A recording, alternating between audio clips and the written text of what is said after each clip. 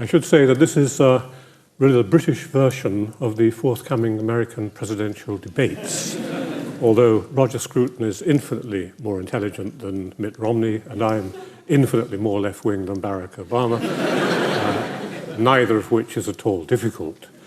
I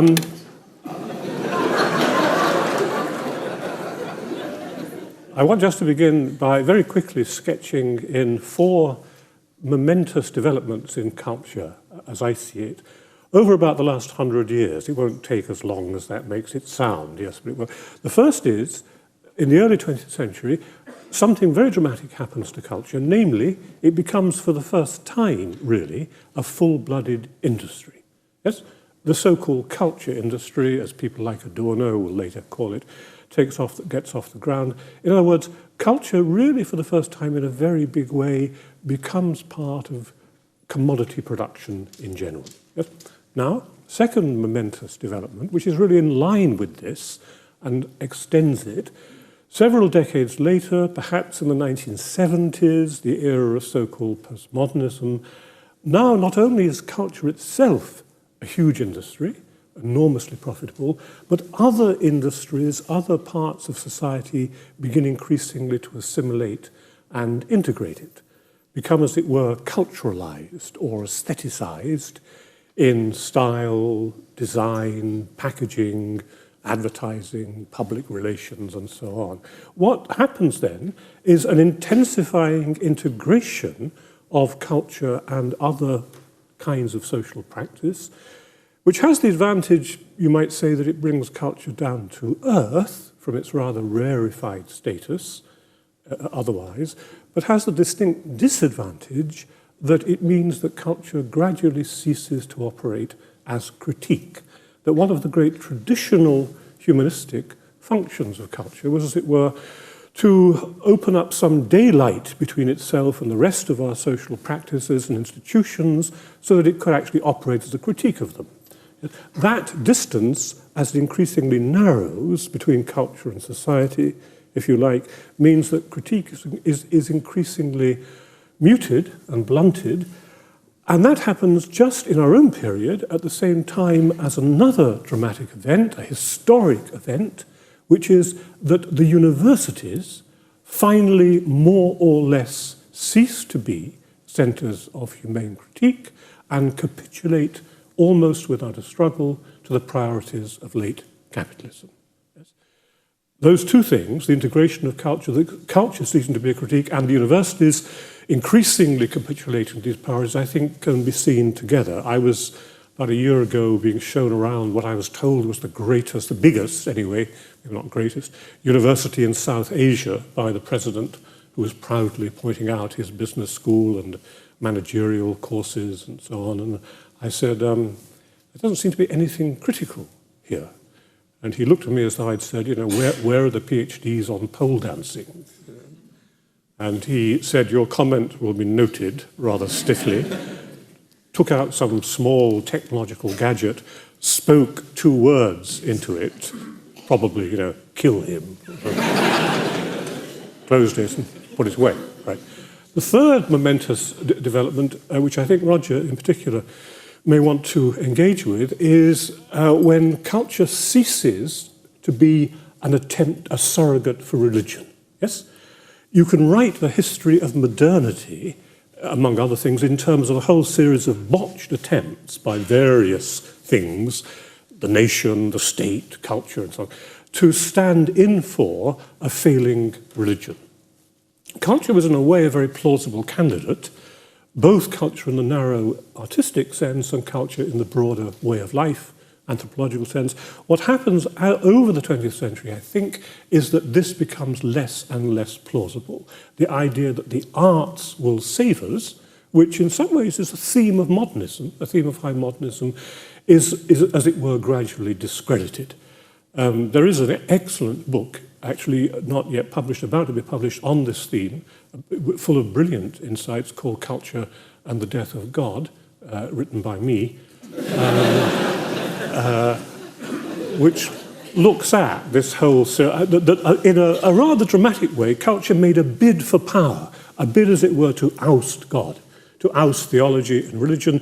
And that, wasn't a stupid idea, because culture is concerned with deep fundamental values, if you like, with a kind of transcendence, as well as with everyday practices like religion. It was in some ways a very plausible candidate to replace religion, but it didn't work for all kinds of reasons. The fourth dramatic development over that century, I think, is this, that let me put it this way, at a certain point, culture ceased to be part of the solution and became part of the problem. What I mean by that is that one rather generous-minded but somewhat hopelessly idealist version of culture had seen culture as the common ground on which we could all meet in our fundamental shared humanity, regardless of our rather trivial differences of gender, nationality, ethnicity, class, and so on. That was a rather abstract concept, and you needed to concretize it. You needed something you could, as it were, hold in your hand and say, this crystallizes, this distills those deep shared values. And the name of that was literature. Literature was a marvelously portable way, so to speak, of carrying this deep consensus of values around you. That was, in many ways, a very generous-minded and progressive idea in its time. What happens from the mid-20th century onwards is that that, too, becomes increasingly unviable. And the reason for that, I think, is this. The most wildly successful revolutionary movement of the modern period was revolutionary nationalism, which in the mid-decades, particularly of the 20th century, transfigured the earth, yes? For revolutionary nationalism, and for the various kinds of identity politics, so-called, that came after it, culture was now, as it were, part of the problem, not part of the solution. Culture in the broad sense of identity, language, symbol, daily practice, kinship, tradition, affiliation, community, all of these things were now politically problematic. Yes, they were the very language of conflict and contention, whereas culture traditionally, sometimes I think rather spuriously, had been an attempt to paper over those cracks and say, well, those divisions are not really as important as our shared humanity. What happened then was that culture became, as it were, the very language in which political demands were framed and articulated. Culture and politics became much closer together, and that meant that culture could no longer, as it were, take the high ground in relation to a politics which it had always been rather disdainful of, or rather suspicious of. In a word, and forgive me if you've heard me say this before, culture was now, and is for us today, what people are ready to kill for, or, if you like, to die for. Nobody, as far as I know, is prepared to kill for the pre-Raphaelite Brotherhood. Maybe a few seriously weird people hanging around in caves somewhere, but they are most certainly prepared to kill for questions of religion, identity, community, ethnicity, lineage, and so on. Yes? That now, I think, is what has happened in the long trek from the beginning of the 20th century to the present. Culture is what people are prepared to kill for, and on that suitably somber note, I will hand you over to Roger Scruton, who will probably depress you even more.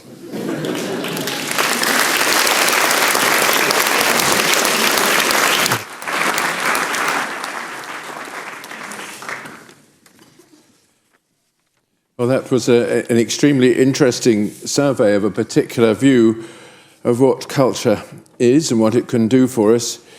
I want to slightly change the focus towards thinking about how we actually would try to teach culture in the age in which we find ourselves, and why it might still be important. Terry has said some very important things, in fact, about the history of the culture industry in the last century. And I can't say that I disagree with everything that he says, although I think there's one very important remark that he makes which I would fundamentally disagree with, which is that his remark that the universities have capitulated to capitalism.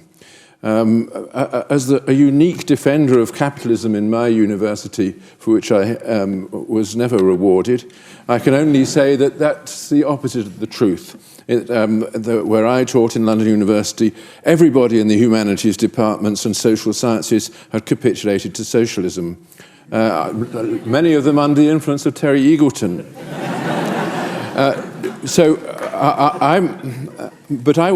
This put me in mind of a very important question, which is not only what is culture, but why should we teach it now, and how can we teach it? This is very important for people in the humanities, because that's how we defined our subjects. You know, Terry taught and still teaches literature, which is, I guess, a part of culture. I teach philosophy, in particular those aspects of philosophy that border on the arts. And there is no point in teaching them if I don't think that there is something to be learned here. And what I think of there is to be learned is precisely that, culture. But what is it? I think there are two contrasting views, one which I defend, and one which I think Terry has defended in his writings over the years. I would say that culture, as we teach it in universities, is or aspires to be a form of wisdom that is to be imparted to people. That's to say, something which contains elements of knowledge which they wouldn't otherwise acquire, and which is imparted in its own particular way, not as the sciences are, but in another way. And it's that other way which is difficult to define. But there are those who teach in universities, in humanities departments, who see culture as something quite different. They see it as part of the ideology of the ruling class, or the ideology of a particular social order. And the purpose of teaching it is not to impart it, but on the contrary, to undermine it, or to expose the powers that secretly advance behind it. And I think that's that second approach is what started what I think of as the culture wars. The wars between those people who regarded their role as teachers of culture as one of imparting a form of wisdom, a form of knowledge that would be not only useful to the student, but part of the continuity of the social order to which the student belongs, and those who see their primary duty as one of debunking, deconstructing, or showing the structures of domination, to use the Foucauldian idiom, that lie behind our ways of thinking, our ways of speaking, and our ways of enjoying the art and music and so on of our civilization. The origin of that second view, the debunking view, is, I think, the Marxist theory of ideology, which became prominent not at the time that Marx wrote, but much later in the Frankfurt School in Germany, and between the wars, and of course in France of 1968 under the influence of people like Foucault. And I see Terry Eagleton's approach in his earlier writings, at least, as part of that, I have to say, a particularly intelligent manifestation of it, I'm afraid, so I can't easily triumph over it. But nevertheless, I do think that it's very important to reaffirm another vision of culture as something not only worth imparting, but also as containing knowledge. The kind of knowledge that it contains is not, like scientific knowledge, a collection of facts and theories. And when people start thinking of culture in terms of theory, it's largely because they're taking the Marxist approach of debunking it through finding the explanation of it. I think of culture as a form of practical knowledge, something which gives you a sense of what to do, what to feel, how to be towards other people in a community, in ways which will enhance your own social and emotional competence. I think this is what you learn from literature, and I think in particular you learn it from music. And if I've got just another minute or two, I'd like to mention this aspect of culture because it's so often overlooked. The greatest achievement of our civilization, if you leave religion and science to one side, has been music. A continuous tradition of reflection through the articulate sound on what it is to be human. and a constant attempt to take that reflection further, to build abstract structures in which nevertheless we see mirrored our own emotional nature as rational and social beings. And I think this great achievement is something which I think can be imparted to the young, and it changes their lives. It changes their way not only of thinking about the world, but of seeing each other. Nothing can be done to enhance this acculturation by giving a Marxist theory of where it all came from. Here is something which you impart by encouraging young people to love it and to find reflected in it all that is best in themselves. And that, I think, is what a real cultural education should be, imparting that kind of self-knowing and reflective conception of why one is the sort of thing one is and how to find it mirrored in the world around you. That's it.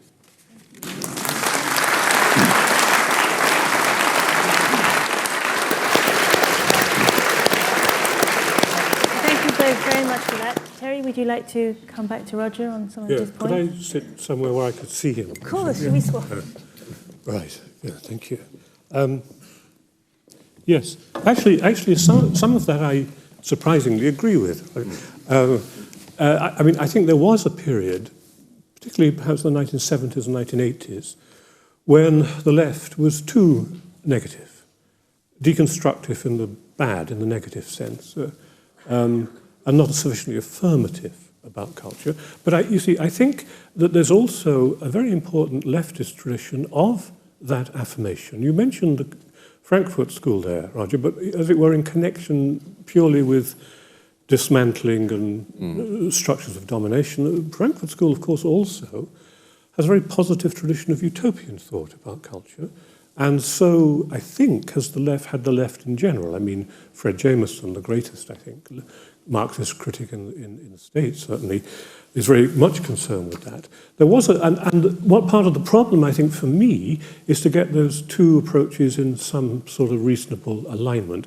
I mean, of course, I don't agree that Marxism or the left has been debunking, nor actually do I mean, that's the point, that is something to be approved of, nor actually do I think that deconstruction is purely negative. That's a rather, if I may say so, cliched view of it. And Derrida himself always insisted that, or as he used to say, you have to be a Parisian to say this, deconstruction says yes. A man who actually on his deathbed left a note read by his son at his funeral saying that life must be affirmed and asking his friends to smile upon him as he was smiling upon them. These were not the words of a nihilist or a debunker, as those who disgracefully tried to refuse him an honorary degree at the University of Cambridge seem to think. So I'm afraid, I mean, in a sense, Roger, I think that your own distinction between culture as a kind of wisdom and culture as an explanation of context is something that, for me, can be deconstructed. I don't think it's an absolute polarity. I believe, in my own way, that culture can convey a kind of wisdom, and that's why people go to it. But I don't think that wisdom is timeless, and I don't think that wisdom is to be uncriticized. And I think that it exists in a historical context. And I think you can do all that without the worst kind of negativity and debunkery. That's it, yes. There is truth in what you say. I have to say, though, that leaving it to your deathbed to say that life should be affirmed is leaving it rather late. He could have taken a bit of action earlier. No, it was always like... especially if he'd bothered to look at the effect he was having on others. I think that my own sense of this, you're absolutely right that you know, one can get into a whole world of cliches talking about deconstruction and what it meant. But I still think one must hold on to this distinction between culture as a form of knowledge and the theory of culture as a kind of scientific way of distancing oneself from that knowledge. And I think this relates to something you yourself said when you, I think quite rightly said, at a certain stage, culture had been thought of as a religion surrogate, and then gradually it failed to fulfill that role, and people therefore it lost some of its credibility, some of it the reason why we would be teaching it. I think there is truth in that, but nevertheless, that culture, at least in the forms in which we're talking about it, has this in common with religion, that it is offering membership in some way. I think this is a very important feature of it. Science, I don't think, does offer membership. It offers a sort of factual knowledge about the world, but it doesn't say you belong with this. Whereas part of deconstructing what you say about the historical and context dependence of culture is to say, yes, it's like that because it's telling you here is something that you can belong to. And I think there are forms of knowledge that only come about through belonging. That's why I wanted to refer to music. Yes, I'm a bit doubtful that scientists wouldn't see themselves as belonging, Roger. I mean, speaking as a total outsider, but observing them like some strange nocturnal creature, like that, the scientists have a powerful sense, often a rather clannish sense of community. For example, they work together in ways that people in the humanity often don't. They practically, physically work together. I did some work in theatre in my younger days, and it seemed to me rather like the humanist equivalent of the laboratory. It's practical, it's collective, it's changeable, and so on. Belonging is important, and I think it not least because there's been a somewhat callow cult of the outsider and exile and migrant, as though the truth or wisdom only lies with that. Some post-colonial have been responsible for that. Everybody needs to belong, and there's nothing wrong with roots.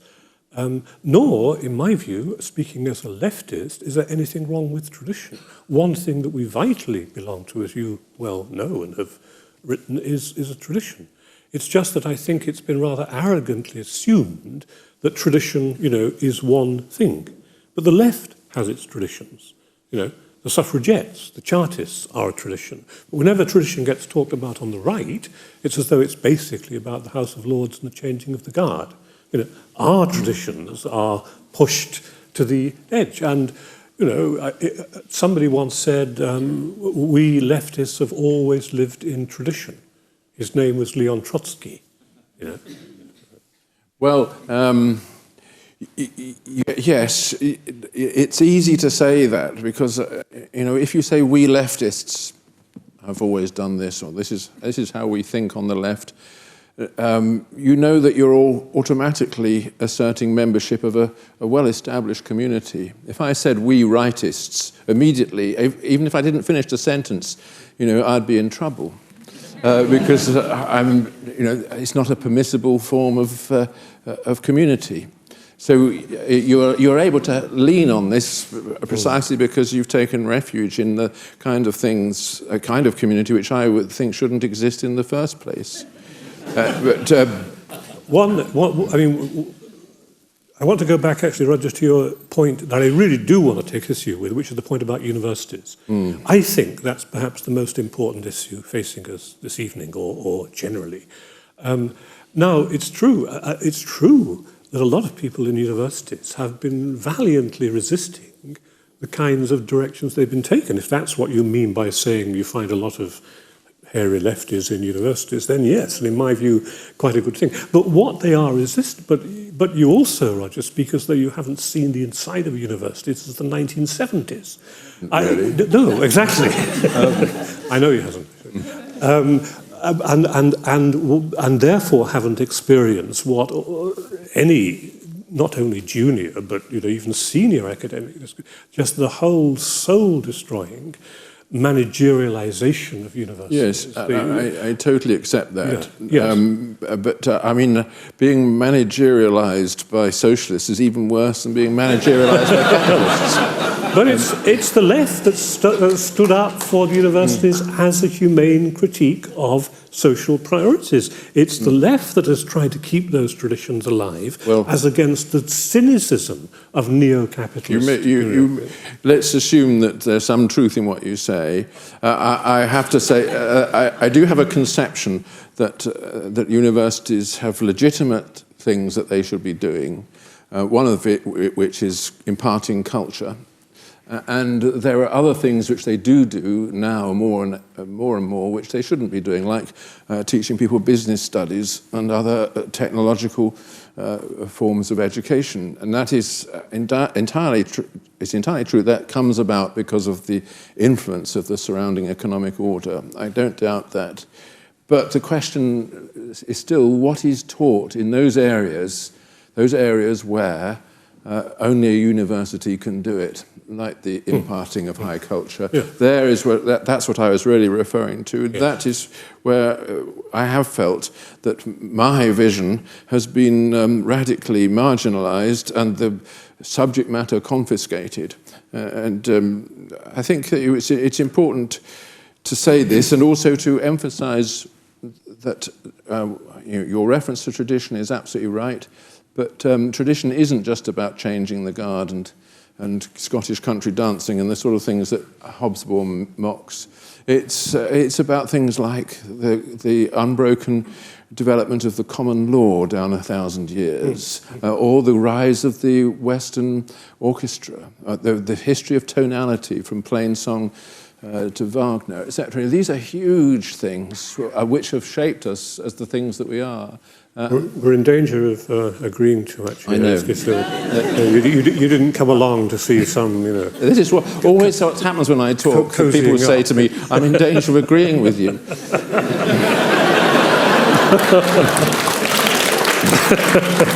But I do think, you see, the area of agreement is very interesting, isn't it? Because you just said, Roger, I know that you believe this, that you also feel very uncomfortable about the preeminence of business schools and managerialism within, and you have a traditional, as it were, humanistic, conservative conception of universities, with which that jars just as much as it jars with me.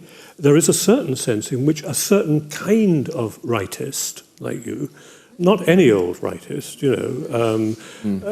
links arms in that respect with a certain kind of unreconstructed old leftist, not 1,000 years from me. I didn't like Margaret Thatcher, and neither did you. Oh, compared with all the alternatives, I did. Sorry. She was, Well, you dismissed her as a market liberal, which is true. You didn't see her as a true Tory. No, that's true. Yeah, but I've grown up since then. But she hasn't. But I think given that there's a long tradition of a certain kind of conservatism and a certain kind of leftism, both hitting, as it were, a mainstream bourgeois, capitalist, whatever you like to call it, establishment. The question that then arises for me is this, right? And this for me is a fundamental question in addressing people of your position. Given that you have that sort of distaste for those activities, given that you equally have a distaste for the coarsening and cheapening of cultural life, you nevertheless remain firmly committed to the very economic and political system which, in my view, is largely responsible for that cheapening and diluting and sensationalizing and vulgarizing of culture. That's what I really don't understand. Well, that's a very good point to make, and I would respond in the following way, that this cheapening and commodification of culture that you rightly criticize is to be observed everywhere, and was to be observed just as much in the so-called socialist states that prevailed in Eastern Europe in my youth and in your youth. It doesn't seem to have been resisted in anywhere by any political action, partly because I think it isn't in itself simply the result of any political decision. It's something that has come about entirely because of prosperity, because of the ways in which people can make easily available the cheaper forms of entertainment without there being any authority to criticize them. And in your view, I mean, if you were in charge, I suspect it would be a bit more you would go back a little bit more towards the Catholic Inquisition about all this, actually examining cultural products and saying, you know, which should we allow That's to right. Everybody exist. would have to read Brecht 3 times a day. Yes, that sort of thing. But Roger, as you know, I'm no defender of the cultural policies of the Soviet Union. I spent most of my life fighting for Stalinism. But the problem is, what is the alternative? Well, we agree that there's a problem. Well, I don't think we agree on the definition of the problem. I spent most of my life fighting Stalinism in political terms and also in cultural ones, but I don't agree that the problems of culture under Stalinism are anything like the problems of culture under market society. They're no better. They may well be worse. You know, if you have an authoritarian state telling artists what to write, otherwise they're carted away to prison. Sure, that's actually worse than, you know, the dumbing down of culture under late capitalism. All I'm saying is one has to diagnose 2 different conditions here. And the condition, and what I don't understand about your position, is that the specific forms of vulgarization of culture which exist under capitalism you rightly deplore, and you support the very framework which generates them. I'm not known for advocating economic theories. I suspect that I would support whatever is necessary by way of economic activity for there to be universities in the first place. But I would agree with your position that universities should be, especially in the humanities, critical vis-à-vis the surrounding order. That is the function of culture. And I think you said that this has ceased to be in some way, but I think that it's ceased to be largely because people in universities and in schools have neglected that function of culture, that it should inject into the ordinary way of thinking those critical ideas which enable people to distance themselves from, you know, the obvious temptations of economic life. But I think the distancing is part of the problem here. The way culture and the humanities were actually set up historically, the way if you like, the origin, the modern origin of the humanities or of culture, was in that necessary distancing from themselves from an increasingly industrial society, so that values which were really dysfunctional in that society were increasingly, as it were, expelled and had to be preserved somewhere else. You had to have an enclave which actually preserved these values. You call it the arts or the humanities or university or culture, it doesn't matter. The problem, however, and I think this is, you see that side of it, Roger, and you applaud it, and so do I, but I see another side too. That distance is also crippling. That distance, which is necessary, as it were, to preserve those values in some utopian or residual way, also means it's impossible to bring them actively to bear. But how would on you social close life. The distance Well, without the apparatus of censorship? You and I both were at the same college in Cambridge and knew each other and knew Raymond Williams, who was my mentor, if you like. Now, when Williams talks about the culture and society tradition, he is indeed talking about figures who want to preserve certain kinds of value from the depredations of industrial capitalism, all the way from, you know, almost Burke to Lawrence. But he's also talking, not least in the case of people like William Morris and to some extent Wilde, about people, the point where that tradition as it were, sees that the only way forward is to try to link these values to a political movement. Now, that's where, of course, you will pull back, because a typically conservative view is that culture is one thing and politics is another. If that is the case, I'm afraid there's no way of bringing these values to bear on everyday social practices. That's my problem with this position. Well, if you think that, then you still have to say what kind of political order would enable these conservative, cultural values to permeate once again the everyday life of ordinary people. And all attempts to make this happen have come a cropper for some of the reasons that you say. Identity politics ends by vulgarizing culture and making it impossible for it to assume a critical stance. One reason I've said this before, forgive me if you heard it, one reason why I'm a Marxist, quite apart from just enjoying annoying people, is that I don't like to do any work. I don't really like working. Marx's answer to the question you're posing, Roger, surely, is that one of the reasons why people's lives are cultureless or filled with a phony or bogus kind of culture is because, we extraordinarily, at this late point in human history, have to invest as much energy in labor, or in making profit because of the nature of our system, that there are simply no energies left. Marx is all about leisure and culture and not about labor, but he thinks that we have to change the system which absorbs so much of our energies there if we're to free those energies. And that's a very respectable kind of William Morris, Oscar Wilde, Marx, they all believe in that. Yes, now, that's not a program. That's not a program, I agree. But I would hesitate to accept that because it seems to me that the degradation of our culture, that which at least we would agree is degraded, has come about through increase in leisure. Look at television. It's a leisure industry. It's a leisure product for everybody. It's what they go and sit down in front of it, and it has just declined consistently since the beginning, partly because it doesn't have to make any effort. And look at the decline in popular music from folk music of the 19th century down to today. The folk music of the 19th century, which inspired all the great composers of the early 20th century, was produced by people who really were working very hard, didn't have any leisure, but they did put their heart and their soul into their singing. But Roger, again, unfortunately, one point where I think left and right can agree is that, unfortunately for this meeting, is that what's important for a whole Marxist or socialist tradition about art is that it has no immediate, obvious, utilitarian function. Yes?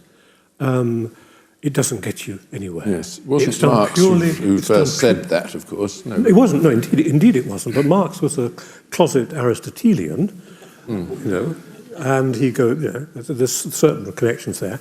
Marx loved art and literature and culture exactly because, just by virtue of the kinds of useless things they were, gloriously pointless things they formed a kind of living refutation or critique of a society in which everything is dominated by exchange value, instrumental rationality, and so on. The difference between, I'm sure much of that you would accept, Roger, because you too. Yeah, definitely. But the difference is that Marx raises that. He says, how do we then bring about a society in which it would be possible, in which human energies, as far as possible, could be expressed as ends in themselves and not be instrumentalized. You may not agree with his answer. My point is, you have to raise the political question for that vision to become viable. I'm not sure that, in the broad sense of political, there is a political question. Of course, in what kind of society do people understand their own lives and each other as ends in themselves and not as means to something, some endless system of production. That's much older than Marx. I mean, that goes back to the Old Testament, of course, that thought. And in a broad sense, it's political. But there is then the question of how you secure, when this has fallen apart, when people have adopted to everything an instrumental attitude, how do you then find your way back? Romantic conservatives like Burke were among the first to raise this question, and the answer that Burke gave is one which I think is still important, namely that this cannot be done from the top by political imposition or by any revolutionary program which simply forces humanity into an abstract geometry which it can't conform to. It has to be done from below through the association, the free association of individuals who come to respect each other through their shared activities. And that's where art perhaps can do something. But of course, Burke also thought that religion had to be there too. I think there are four. There's a tiny, rare class of things that are, so to speak, autotelic, that have their ends in themselves, yes? Or to put it, that exist just for the hell of it, to use a technical theological term, yeah? Just for their own self-delight. First is, of course, the greatest of all those is God. You know, God is purely an end in himself. He has his reasons, grounds, ends, motives, etc. himself. Second is a certain view of art, which is always in danger of being hubristic in that respect, of taking the place of God, a certain romantic view of art for which the whole point of art is that it's gloriously pointless. Thirdly is actually, I think, evil, because I think, and there's a remarkably cheap and extraordinarily attractive book, and you know who the author is, on this, which argues that the strange thing about evil, it seems to be wickedness done just for the hell of it. That's why it's so mysterious. And third and fourthly, and this brings us to our debate, human beings, as they might be under transformed political conditions, as far as possible. And I think there is a radical romantic tradition in which Marx is very key, but he's by no means the only one, which tries to bring these insights to bear on politics. And that's certainly a major reason why I'm a Marxist. Yes. All I would say in response to that is that attempts to realize that the program have always led to a worse situation than the one that needed to be remedied. And secondly, that this may be because it's not that human beings are created by political conditions, but that political conditions are created by human beings. And that we ought to be a bit more attentive to those basic truths about human nature that seem to get dropped from the Marxist worldview. Well, I've always been a great defender of the idea that Marx believed in a human nature, and he was quite right to do so. He actually called it species being, which is a kind of, if you like, a materialist version of human nature. But Marx, I think, would have rejected that kind of purely pragmatic or instrumental. But this was why he thought that in the end there wasn't going to be a political program was not going to sort things out. It would be the natural evolution of human society. Maybe we're getting into a little technical here, but if Marx had believed that, it's strange why he was so concerned with political struggle. Why did he just lie back? He was confused, wasn't he?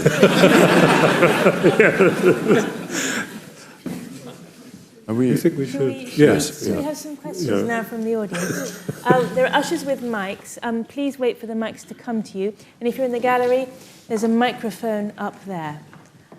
So first of all, we'll take a question from the gentleman there, and then the young man there. Yeah.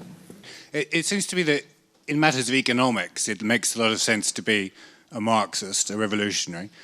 In matters of politics, maybe a liberal. Maybe a J.S. Mill liberal rather than a Nick Clegg liberal, but nonetheless a liberal.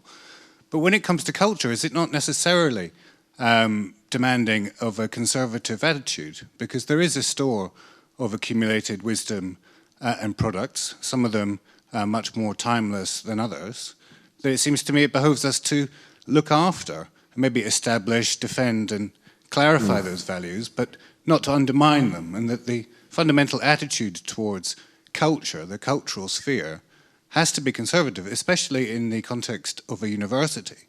There are, of course, people who are creating new cultural products who fight to get in to that great tradition, and so they should, and we can evaluate their success in doing so. But the job of a university, educating young people, I think must necessarily, should it not, have a conservative attitude to culture? Well, I'm sorry, but it's almost as though you didn't hear my first response to Roger, where I said I certainly agree that culture is a form of wisdom, or can be, and it's not a form of wisdom you can teach scientifically. But that doesn't mean that it's timeless. That doesn't mean it's non-historical, that doesn't mean it's non-contextual, and that doesn't mean that all traditions are, as it were, pickled in amber, and all we do is faithfully and rather passively transmit them. There is a conservative understanding of tradition, but my point against Roger was there's also a radical understanding of tradition. When Trotsky says, we Marxists always live in tradition, he's not speaking conservatively, because he has a different conception of tradition as something which is constantly remade, which constantly tries to open itself to the participation of more and more people, and so on, which looks different in the light of different circumstances. So I would reject the idea that culture and education are somehow ipso facto conservative. If by conservative you mean they pass something on, sure, of course they do. But what leftist is going to disagree with that? In support of the question, or rather the statement, I would say there is a work of conservation which you mustn't overlook. Even if you're on the left, there are things that don't make sense if you haven't got that complete historical context. And it's possible to lose cultural knowledge much more easily than it is to gain it. I think, this is one of the important things that has been happening in our time. Loss of knowledge is not an easy thing to describe, but it does happen. Unlike in the sciences, you can put the knowledge in a book and someone will come and refer to it later and recapture it. But to recapture, for instance, the emotional content of the Shakespeare plays when the traditional performance is lost. Yes, well, let me say for a third time, I agree with conserving knowledge, but I don't think that's the only function of education by any means, and I think there are legitimate arguments about what you mean by conservation, because just as the left quite properly shouldn't forget about that function, the right shouldn't see conservation in a static and authoritarian way, as it so often has done. But the right has so often said, here are the timeless cultural values, take them or not, right? And that autocratic attitude has been quite as damaging to education and culture, in my view, as those on the left who have ignored the conservatory aspect. Exactly. When you mention Shakespeare, Roger, I mean, I've spent all my life as a leftist writing on and teaching Shakespeare. So have many other people on the left. It's just that we don't, we see Shakespeare as a rather more living and changing reality than a museum piece, which is the way some conservationist theorists see him. Yes, but you should notice the extent to which you keep referring to yourself as on the left, as part of a group, something which has, as it were, defined the issue for its own purposes. And you saying that the people on the right insist on this and insist on this, but people on the right don't insist very much at all. And hardly ever identify themselves with that word. And we don't belong to a group. We're not trying to take things over. We're just holding on to what we love. Well, it's this thing called the Salisbury Review that you used to be. Yes, so it has a readership of about 1,000 people. About the same as Socialist Worker. Next question, please. The essence of my idea is that it's time to open up the ivory tower. 6 years ago, there were bombs in London, in the buses and the underground. And why is it that eminent people, eminent writers like yourselves, I might have not read everything you've written, but why is it that you can't address issues like, for instance, in France and Germany, it's not allowed to be disparaging about the Holocaust history, but it's allowed to print cartoons against Islam because there's no particular context, no particular history behind, or any reasons why we shouldn't not print cartoons against Islam. But this is leading to the question, is it possible for people like you to talk to religious fundamentalists that end up bombing our cities and don't have any means to interpret a very abstract idea of listening to Wagner or reading Shakespeare, that they're not a part of our universe, but they do place bombs in our cities and they have a view of the world which is completely incommensurable with our view of the world. Is there anything we can say to them? First of all, You began by talking about the ivory tower, right? I'm very suspicious of that phrase. Not only because today that's the last thing that universities are.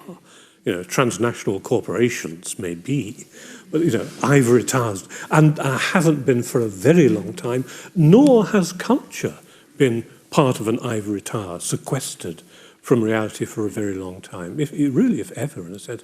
I think that's a misleading metaphor. All I would say about let me say two things about the point about fundamentalism. One, of course, is that that's a form of culture. That fits into what I was saying about culture nowadays is something you will kill for. For some people, culture is something you will kill for.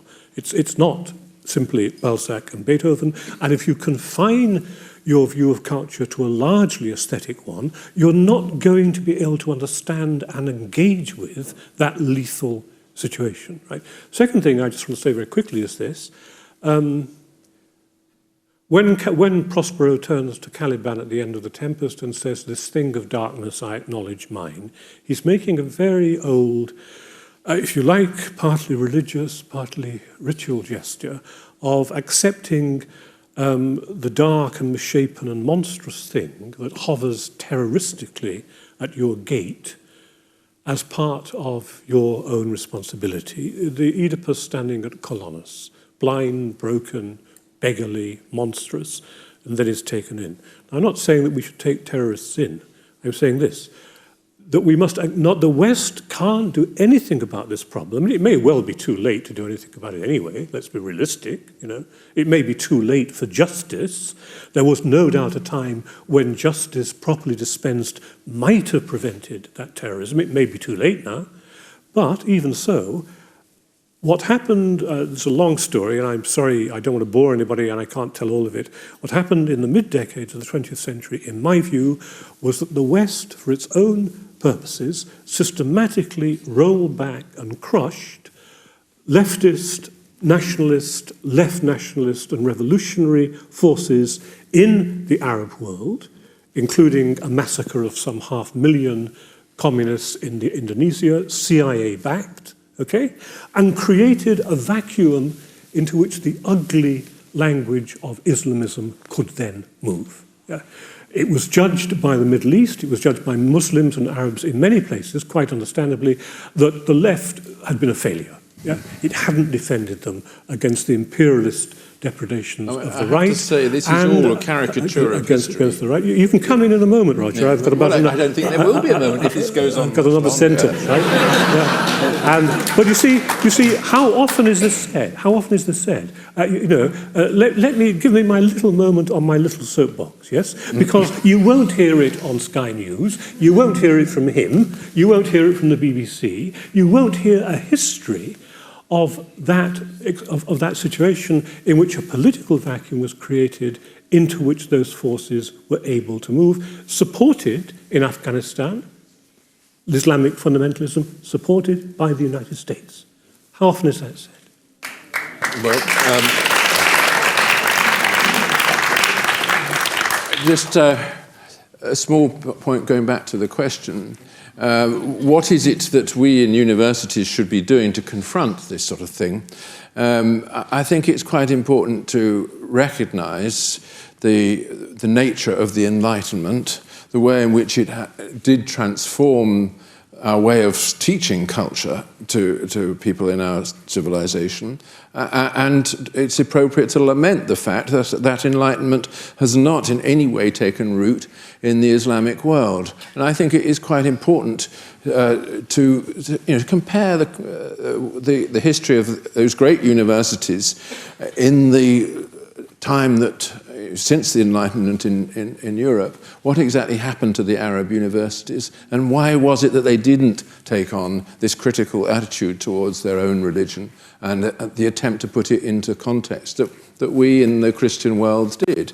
And I think, you're right that lots of things have been done wrong by the Western powers, but it wasn't the Western powers that invented Al-Wahhab, or sent him off to Saudi Arabia to do what he did. And it was his his stirring up of all that, which has led to so much of what is being said today. Simply the Western powers back Saudi Arabia today. Now, of course, I see no incompatibility between what I just said, Roger, and your very correct defense of the Enlightenment. I take what I said to be part of the Enlightenment. Right. That's to say that unless that it's a staple of Enlightenment, of Western Enlightenment, that unless you try to understand the historical context, the political context, all the things that your version of culture has been rejecting this evening, you won't win. You won't, you have to understand what you're up against.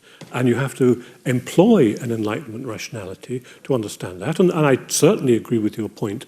We have to understand the decline of that great tradition of Arab culture and learning.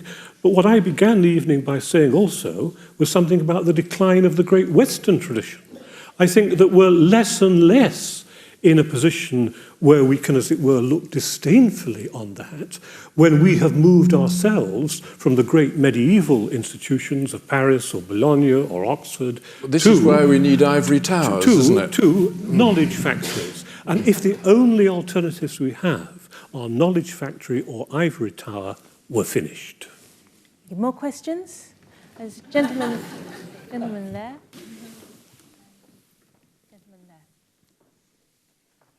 Terry, your observation about the importance of culture and nation states now. As I understand it, we're in an age which is no longer the age of empires, as Eric Hobsbawm, as I understand, referred to them as being, or that age as being. And that surely before that time, before the empires were as they were, you had this relationship between culture and national consciousness. It's part of the human condition. It's not something new, I would suggest.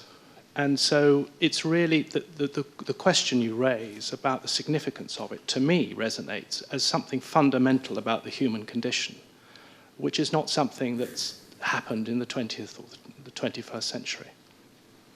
Sorry, what is it you see as fundamental about human condition? It's this relation between national consciousness and a nation state, or a group of people of a separate identity who have a particular religion, and their culture. Because what it's telling you about those people or those states is that they have a particular consciousness which is based on their culture. Well, you see, I think the very concept of the nation state was an attempt, as it were, to hyphenate together, nation, culture, a people's way of life, and state, to enshrine this, to institutionalize this, if you like, politically. And that, of course, was for a whole period an enormously powerful force in the world.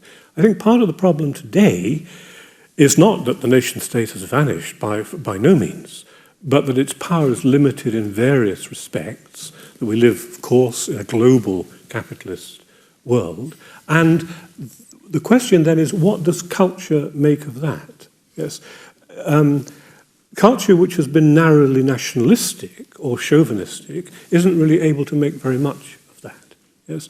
On the other hand, a purely rootless postmodern cosmopolitan culture doesn't seem able to speak to certain deep demands and needs in people where they are. Yes? We're living, in other words, I think, in a kind of misalignment of the global on the one hand and the local on the other. And the problem is that these two things form a kind of stalled dialectic, because the more rootlessly global and brittly cosmopolitan people become, the more other people are going to retreat to their mountain hideouts and say, this is my patch, yeah? This is my nation or my region, keep off.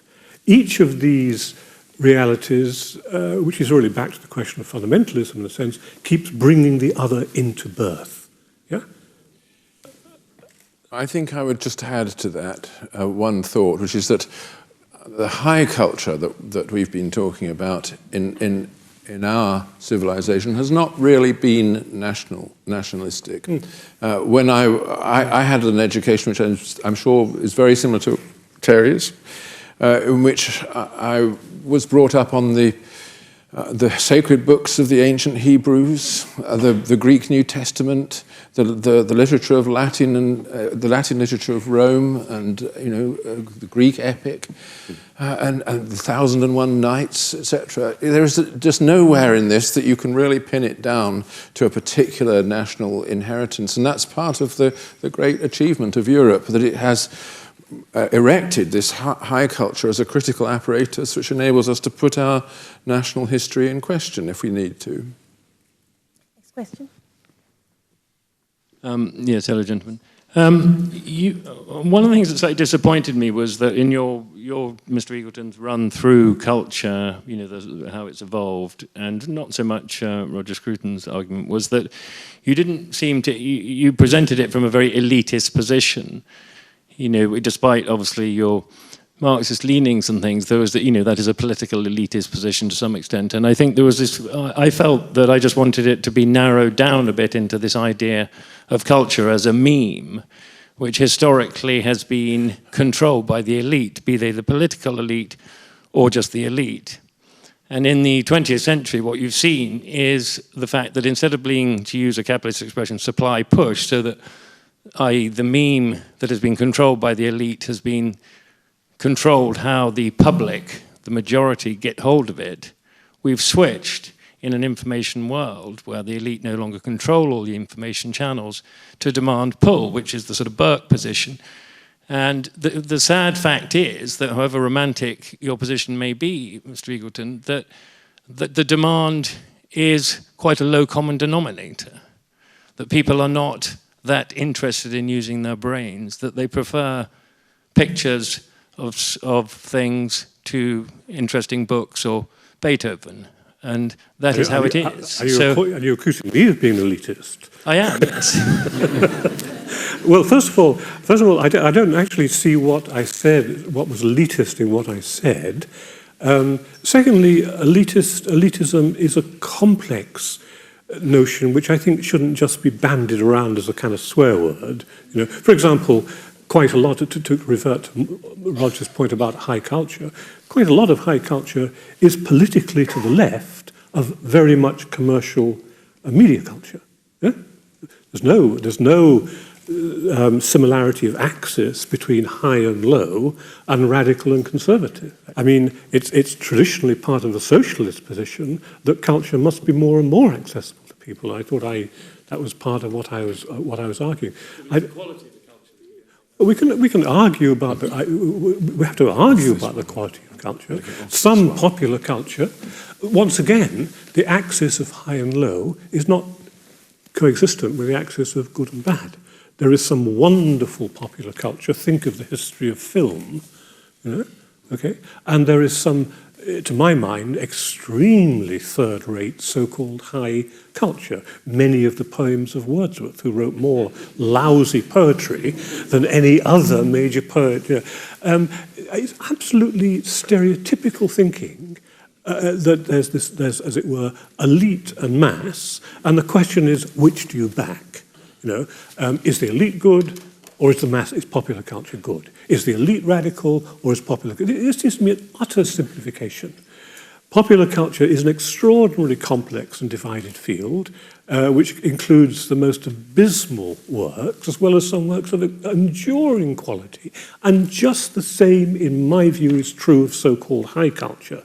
Now, Roger, as it were, can evade that conclusion by saying, well, I don't call that high culture.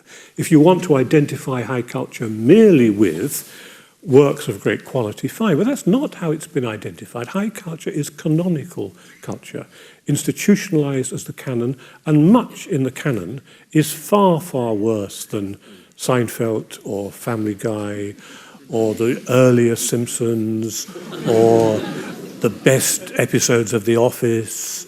Yeah? The true elitists are those like Roger himself, who thinks that all of high culture is affirmative and the rest is dumbing down. I'm not sure where you got that particular view from. I think of high culture in something like the spirit that you seem to be expressing, that it's a realm of critical reflection from which there emerges over time a canon. Sometimes there are things in the canon that shouldn't be there, but for the most part, the things are there because they have stood the test of time, have spoken to people, spoken to what is real and deep and lasting in people down the ages. And you only get that because of the critical reflection, which leads to people throwing things out. You know, think of what's happened to all the contemporaries, the Bohemian contemporaries of Mozart. You don't even know their names because they didn't do anything that could remotely compare with Don Giovanni. Gentleman here. Seems to me you're not really facing up to the point that the gentleman to my right was making, which is that you both agree that the culture that you're talking about, the quality culture, I know that isn't the phrase you use, that's my phrase, but the quality culture, whether it's Shakespeare or Mozart or even film or some of the things that Terry mentioned in his last answer, that those forms of culture are confined to a relatively small number of people. And I think what the gentleman was trying to say, and it's certainly my view, is that the issue is to what extent it is realistically possible to spread that form of culture much, much more widely. That was certainly a very strong aspiration at the time when I was at university, I'm afraid, at exactly the same place as both of you. And people like Arnold Wesker talked very, very fervently about the desirability of cheapening the price of theatre tickets so that the masses could come to the theatre and so on. In the last 40 or 50 years, that really hasn't happened, has it? And it seems to me that that, put in probably much cruder terms than you have done, is what you're really complaining about, both of you, what you're really expressing anxiety about, which raises the purely practical question, assuming that people agree that that's what's wrong, how do we change it? How do we redress the concerns which, admittedly, in very different ways, you're both expressing? Can I just... Roger? Sorry. Well, I think it is very important to raise this question, but and go back to the previous questioner.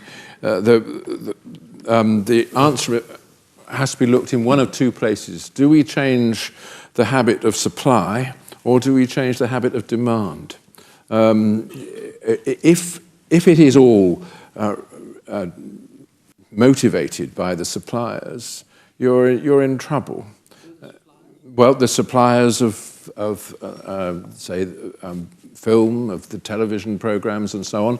If the people who are supplying the culture are simply doing whatever achieves the largest market, the biggest possible sales, the widest audience, then you have the whole problem that we are living through of pornography and so on, where we seem to be in a complete free-for-all of utterly valueless and perhaps morally destructive things. But if, on the other hand, you think that it's the demand that should be motivating the production of culture, then you must address the question of how you educate that demand, how you get into people's heads something of the old sense of taste, that this is bad, and this I don't want to pollute myself with that, but I'm going to concentrate on getting the kind of mind and the kind of interest that will enable me to go away from my cultural experiences with a sense of being, in some sense, raised up by them. So it's a good thing that you aim to have half the population at university. That was a good policy. Well, there is a question of what happens to universities when half the people in them can't read. I was going to take some more questions. Gentleman there, and are there women with questions to ask? Lady there, yes. Actually, I think the BBC should give both these gentlemen a series. It would be interesting to see them comment on all sorts of things every year. But my question is partly to do with cultural criticism and partly to do with education.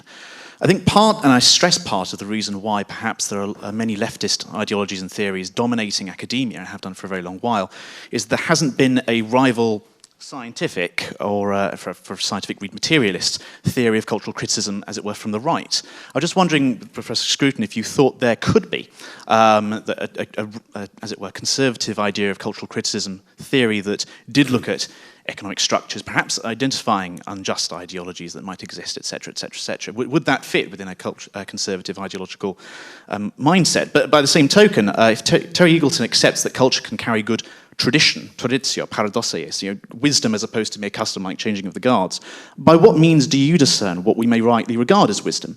And the education part of the question was just simply, as a means of countering the negative aspects of contemporary academia that you both identify, what do you think of the development of new liberal arts colleges, like the new idea of Benedictus College, a new Catholic liberal arts college, which would teach humane studies, a BA in humane studies, that is, the whole rounded education that used to be taught in London?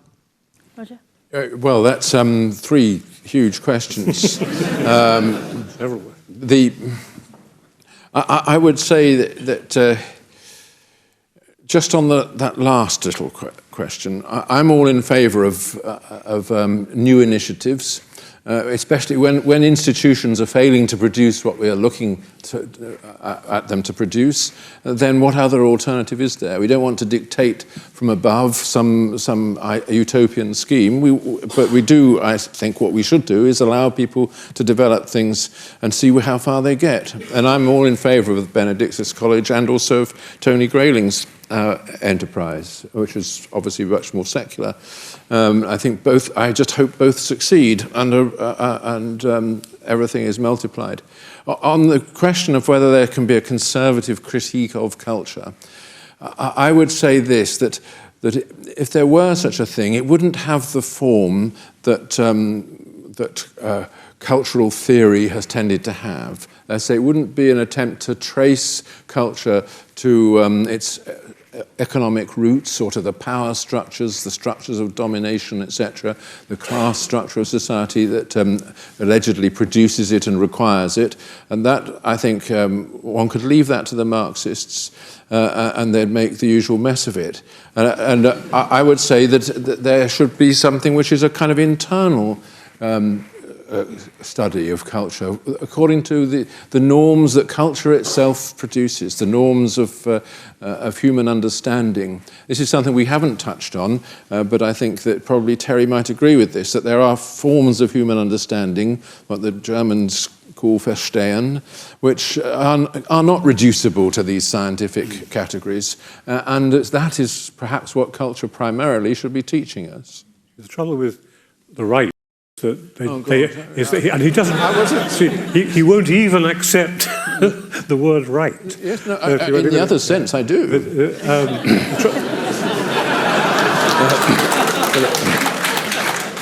trouble with the right is that they have a lot of theories. They just don't like calling them theories. See, because they are so deeply invested in intuition, feeling, common sense, what tradition spontaneously tells you, what you carry in your bones without a need to argue, that the very notion of theory as a relatively systematized way of thinking is distasteful and offensive to them.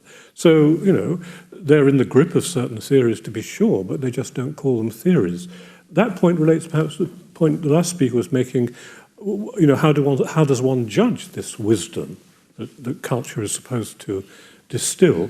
Well, the only thing you can say, surely, is you've got to argue about it. What you can't do is accept passively certain values which you're handed by certain cultural autocrats. You're told that these are the values to take, and either you take them or you don't.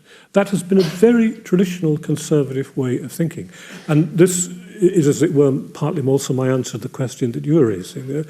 Raymond Williams said pointed out, very wisely I think, that you never simply extend a value to whole new groups of people without it being open to being changed by them, to being actively remade.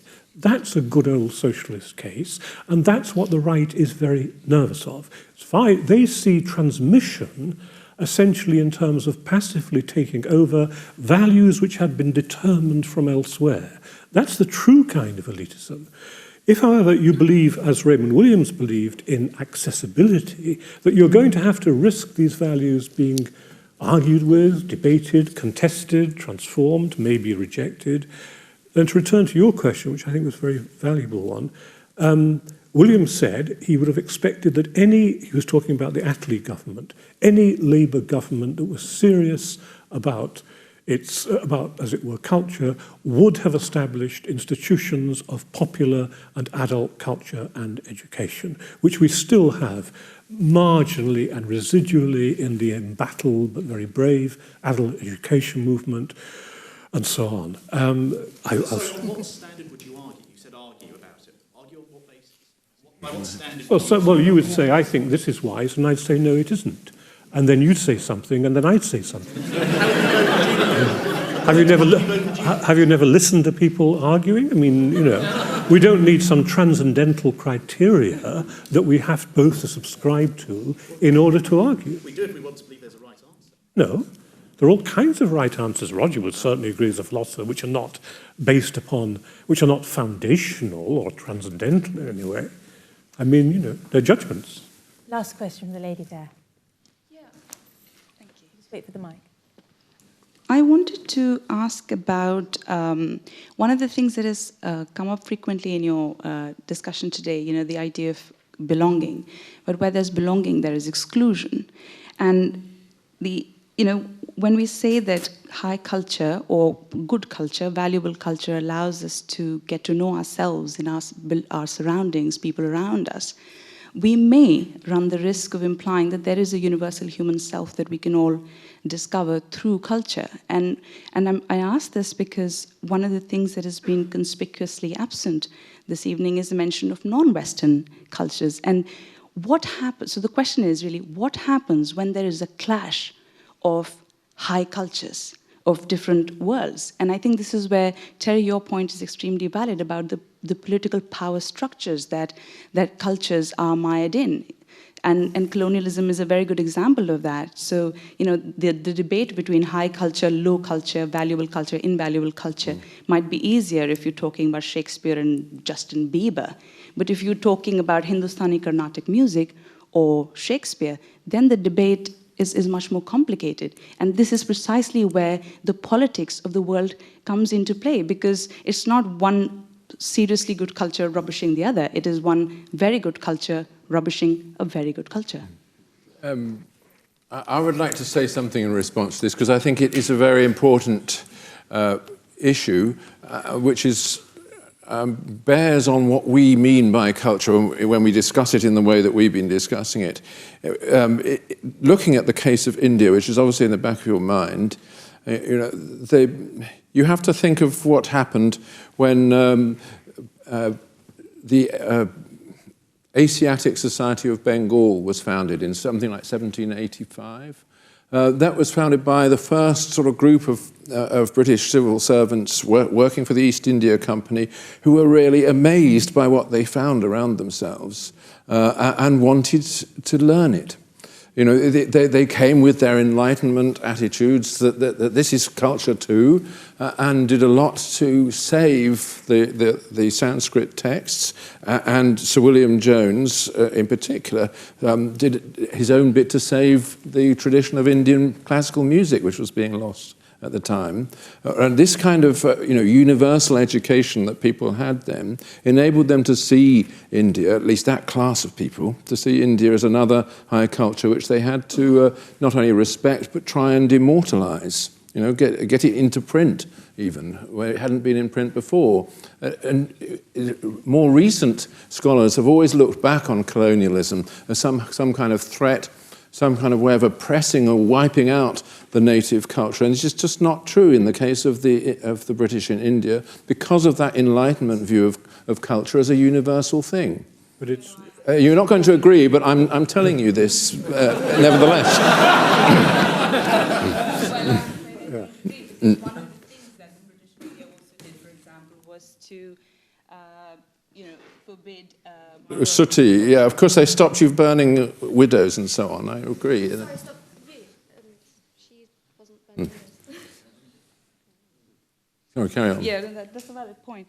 But no, I mean, we can go on and on about the history of the British Empire, and believe you me, that there will be more examples of the Enlightenment culture being lost on a great many number of civil servants in British India. So I wouldn't go that far. But I think one of the important questions that I would like to hear your thoughts on is what do we do about the political establishment today in a globalized world which seems to be democratic in its embrace of plurality and multiculturalism and so on and so forth. But there is still a hierarchy. And how do we square that circle now? We still live in a divided and hegemonic world in some ways. I think this is Terry's question, because he has solutions to these problems, and he knows exactly who should be taken away and put where. Whereas there's something superior in not having solutions. No, I think that I think some problems are insoluble. It is. Roger's example is outrageously tendentious. It's not untrue of the Bengali, it's just outrageously tendentious. If implicitly you're using that as a paradigm of the relation between Western and colonized cultures, the fact is that not only did the West destroy local cultures in colonialism, as Roger knows full well, but one very important historical function of so-called Western high culture that Roger defends is that it was a way in which you could, as it were, package your values very conveniently and show them to the natives, yes, and impress them. Culture travelled. Literature, the arts, particularly writing, was a way in which, as it were, you could encapsulate those values and use them in colonial situations. So much so that, as I was saying before, there's no correlation between high and popular culture and good and bad culture or left and right culture. Equally, your point is there is high culture all over the place. Just as the media are all over the place, so is so-called high culture. But it's been part of the arrogance of a certain Western cultural imperialism that high culture itself is identified with the West. Yes.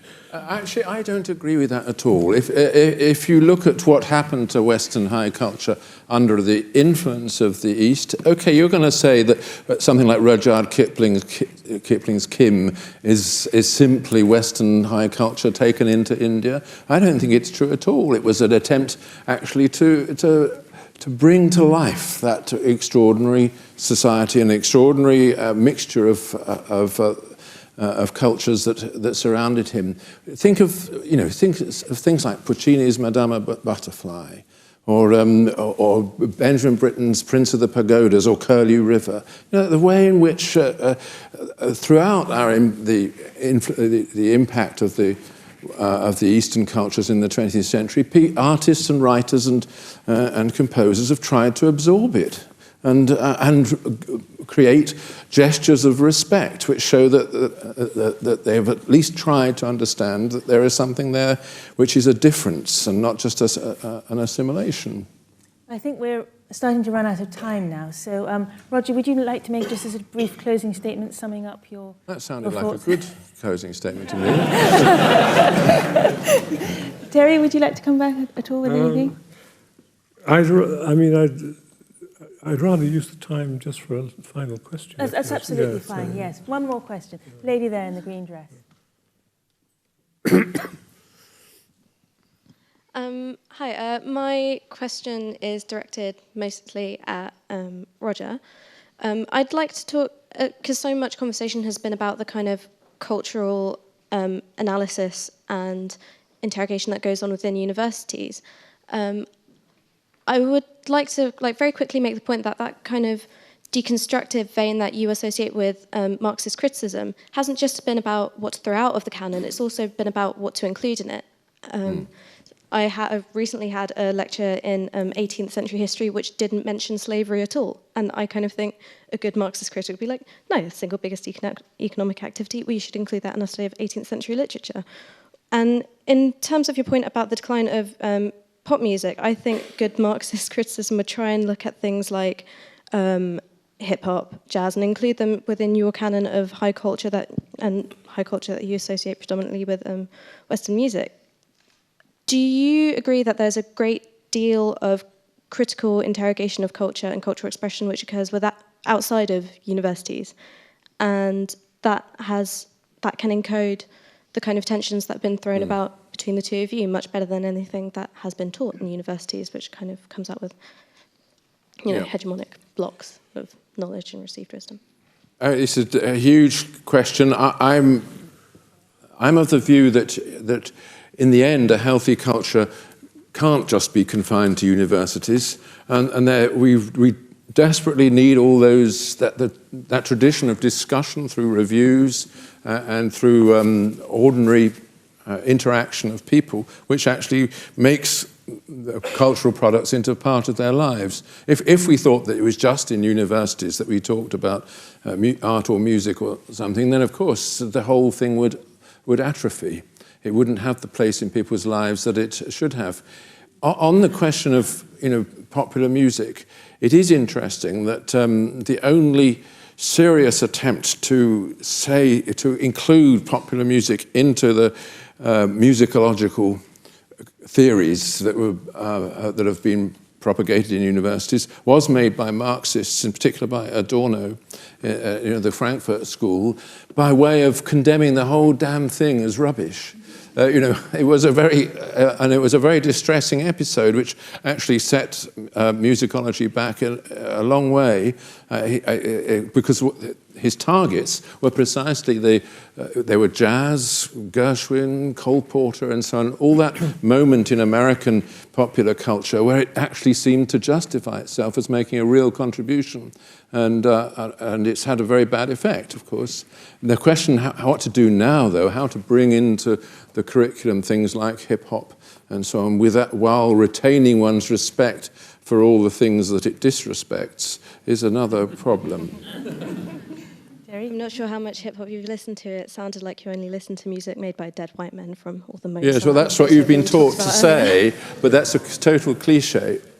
Adorno indeed was disastrously wrong about jazz, as Roger so rightly says. What Roger doesn't say, and I think is a symptomatic silence, is Adorno also was extraordinarily acute about how musical values were degraded and debased by a cynical capitalist Hollywood manipulation of them. And that, I think, is of enduring value in the study of popular culture. Let me just finish by saying, there's one thing I want to say, just reverting to the theme of religion. Religion, one of the reasons why culture didn't take over from religion, there are thousands of them, is that religion is far and away the most pervasive, persistent, tenacious, enduring form of popular culture, and I think Roger will agree here, that history has ever witnessed. You won't find it on a single cultural studies course. On that note, I think we're going to have to end. We've run out of time. Terry and Roger will be signing books out on the landing, but please show your appreciation with a very large round of applause. Thank you very much.